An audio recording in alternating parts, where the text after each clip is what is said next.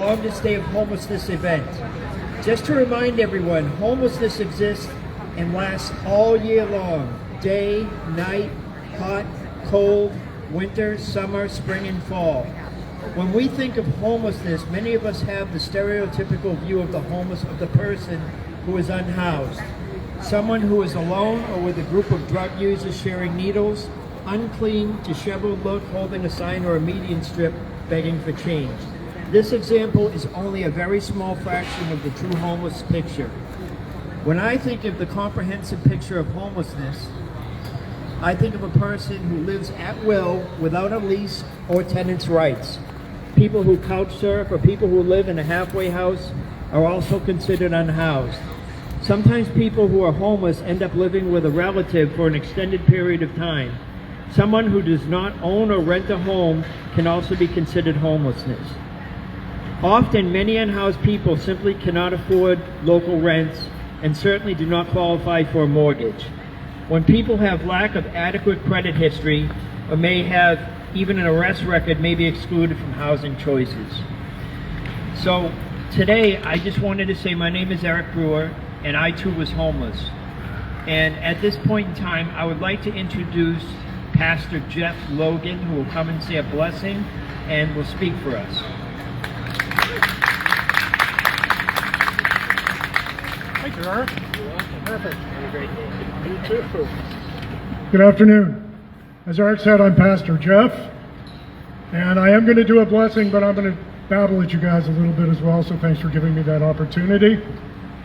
Because it's really important that we're out here today, that we continue to keep in front of the people that don't understand that the issue of increasing numbers and vulnerability of the unhoused is still with us. And as Eric implied, summer's an interesting time in Maine. Because of the rest of the year is such a meteorological maelstrom, the summer often feels like time out of time. A period during which we can forget pretty much everything except barbecues, beach days, and time off from whatever job it is we do. And you know, it even affects the donations to our ministry of Dunkin' gift cards, our ministerial get out of jail free card.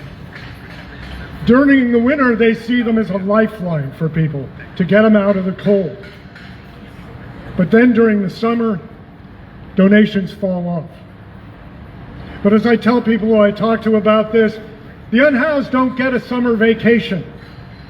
And the ability to go inside and sit unmolested with a cup of coffee is a break from the challenges of the street, no matter what the weather is outside the window of the climate-controlled interior.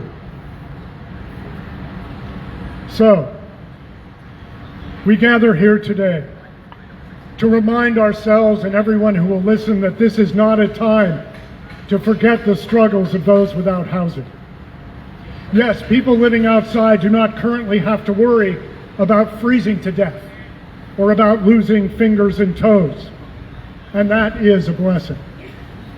But when it's 90 degrees one day and 60 degrees and raining the next, it's still a challenge and a physical danger to be outside. I came down to the street last Sunday when it was 60 and it rained all night, and many people in the community were standing around soaked through to the skin and shivering. And on top of that, they're in the process of moving their belongings from place to place at the behest of the police, whose aggressive response to loitering or any rudimentary shelter on public property has ramped up significantly. But you guys already know all this. What I would like to emphasize is that the support of this community is truly sacred work, whatever that word means to you. The city of Portland can and will use statistics like available beds at the Homeless Resource Center to legitimize the stepped-up police presence in Bayside, even to the point of periodically bringing in front loaders to clear people's belongings for under the bridge by Hannaford, one of the few places out of the elements in Bayside. Which means, quite simply, our work is not done. Which means that our work cannot take the summer off. Which means it is up to all of us to not only keep the smoldering kernel of our anger alight in the midst of the deluge, but also to quietly but firmly remind the powers that be, in blistering heat or in freezing cold, that what is legal is often a far cry from what is right. In lieu of prayer, I'd like to leave you with the words of Frederick Douglass, who said, "I prayed for 20 years, but received no answer until I prayed with my legs." So let's keep on walking. We got miles to go before we sleep. Amen.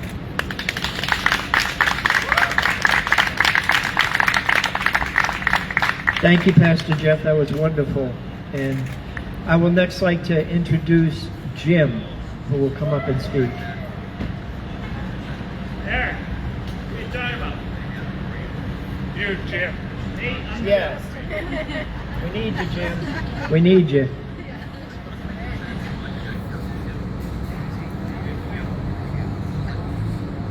Yeah, we'll just give him a minute. He'll be up here. And it's great to see him. He's been through a lot.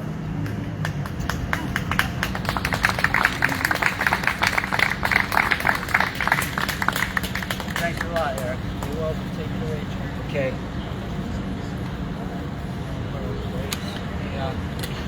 There you go. Hi everybody, my name is Jim Devine, and I said I wanted to have like 5 minutes to talk, and I could talk all day, but 5 minutes will be all right for me. I mean, I'm in a situation because I got run over by a car in December. It broke my leg, and so I don't want to talk about that, but I'm doing better. I'm grateful to be here today. I just got out of hospital.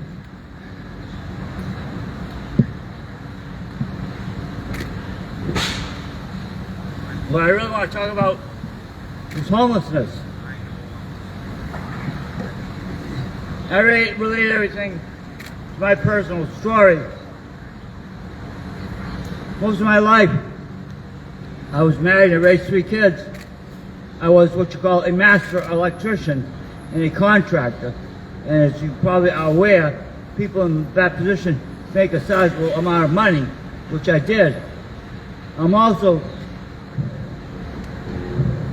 dealing with recovery from alcoholism. I haven't had a drink since 2008, but my struggle with alcohol caused me to be...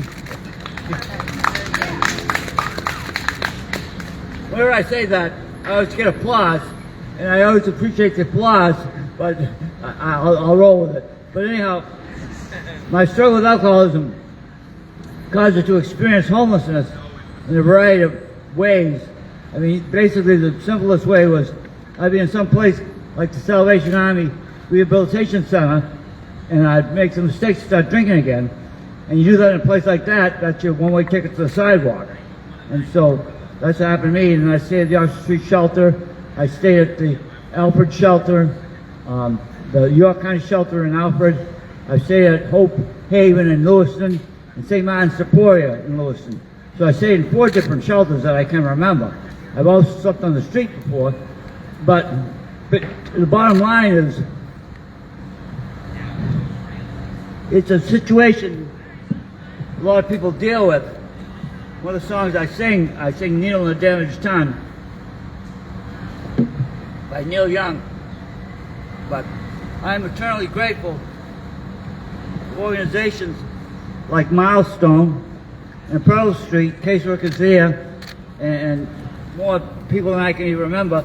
A lot of people I met in Alcoholics Anonymous, which was a real benefit to me. And a lot of people I met at rehabs, I see them again at Pearl Street, and the solution has not taken with them. They're still all messed up on alcohol or whatever.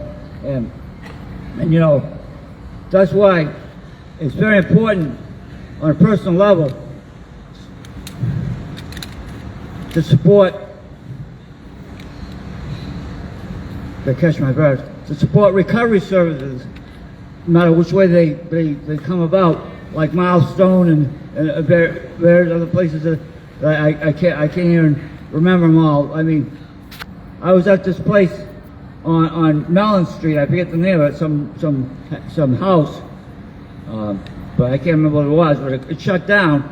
You know, and all these places shut down because of lack of funding, and it makes a lot of people have to be unnecessarily out on the street. So please advocate, if you want to advocate to your political friends, increase support for recovery services for everybody. Thank you.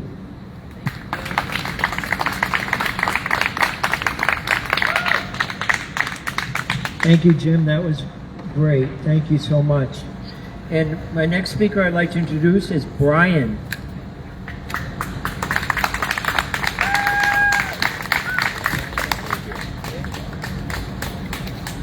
Some of you may already know me. I'm also, before I get into what I was going to say, I'm also a graduate of the Milestone program. I'm going on 8 months sobriety myself.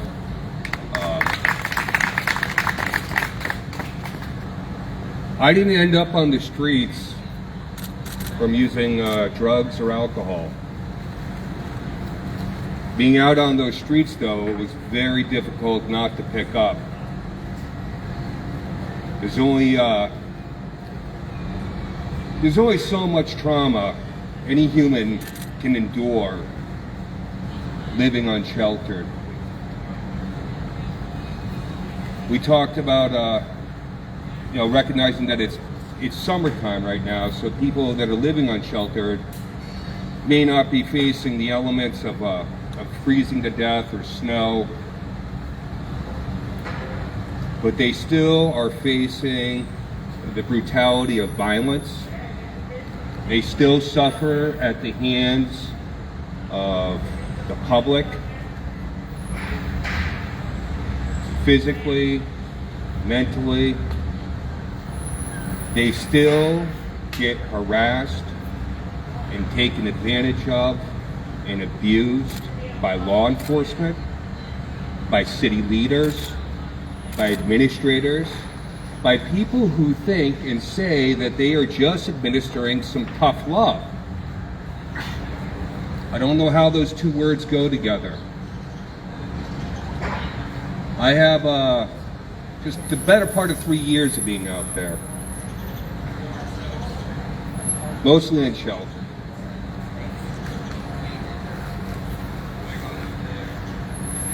I look around today and I don't see a lot of people that I started out my journey with, and I'm never going to see them again. Michael Nichols, April 1st, 2024. Found frozen to death behind a gas station. I think some of you might remember we had a bit of a surprise storm that weekend. Surprise. I'm sure he's not the only one that didn't make it.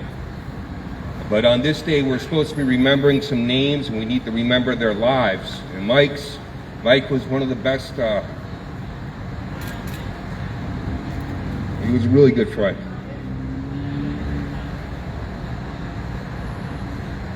So we don't forget them. And when we remember those names, when we remember what's going out there, for us that don't have house, who are unhoused, the people with houses and the people that have never gone through what we're going through, they need to remember their humanity. They need to remember their compassion. In the next couple of weeks, the Supreme Court is going to come down with a ruling on Johnson v. Grants Pass. This is going to determine whether or not municipalities can, in fact, make it illegal to survive and live and sleep on public property. When I was down there in D.C., and I had the opportunity, thank you, ACLU of Maine, to get there and listen to these arguments and listening to the reasoning, I can tell you from what I gathered, it's not going to go favorably for those that are unsheltered.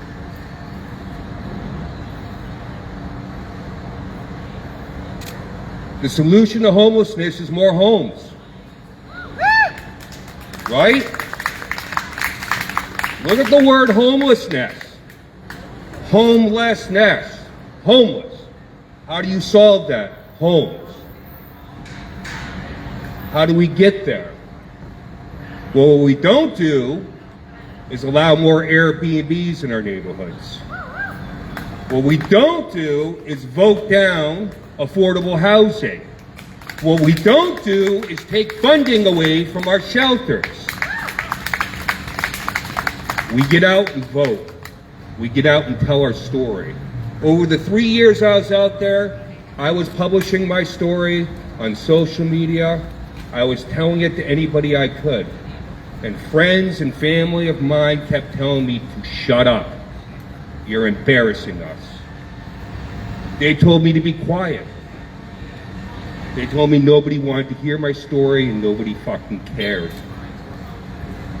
What I found out at the end of all this is that there's a huge community out here that did care.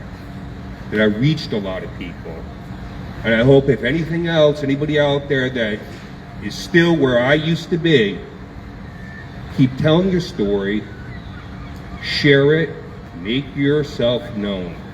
You're going to have to stand out. Let others know where you are. Network. This is your most powerful tool. This is how you communicate. This is how you get the word out. This is how you stay connected with your allies and your friends and resources. I hope when I come to this next year that there's no more names to add to the list. And I hope that there's affordable housing for all. Thank you.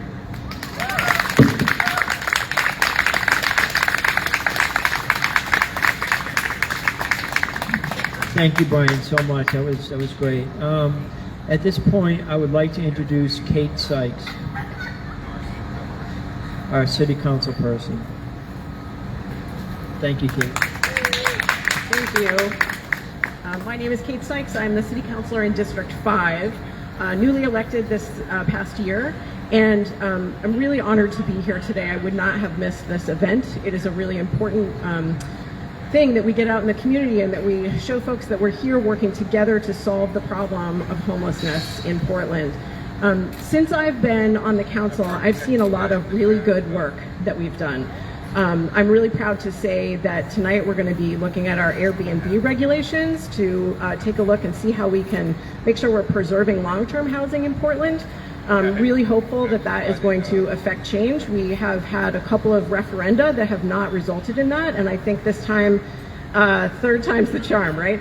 So that's one really great piece of work that we're doing. I'm also really proud to see Preble Street and Avesta partnering on a Housing First with Wraparound Services program that hopefully will be stood up in the old Oxford Street shelter site. That is a really critical component along the continuum of bringing people back into shelter. In District 5, we have the Homeless Services Center where we assist people who are emergently homeless. But we need to recognize that we need to help people get into housing in a way that honors the place that they are and the limitations of what they can do and helps them along the path to independence and being able to live in an apartment or a home of their own. And so this step of creating a new Housing First facility with affordable housing right next door in the same place, I think recognizes that situation. So I'm really, really proud of that. I'd like to say more housing is the answer to ending the homelessness crisis. Recently, yesterday in fact, the Portland Press Herald ran a story that said that Portland, Maine has the highest number of second homes in the country. So it's not that we just need homes, we need homes for the right people. And my belief strongly is that we can't do that just with market forces, and we also can't do that just with the current system of affordable housing that we're building right now. We need to step up our social housing program. We need to build public housing. The only way that really big things get done in this world is when the government steps in and puts the massive power that we have behind it. And so I will be pushing really, really strongly throughout my term to stand up a social housing program for mixed income housing here in Portland so that we can really fill the gap of what I believe to be 9,000 units of housing that we need in Portland. So I hope you'll all support me in that effort, and I look forward to talking to you all. I want to say just lastly that every single resident of the Homeless Services Center I consider to be a constituent in District 5. I am always available for conversation, so please reach out to me, or if you have anyone else that needs my help, I'm here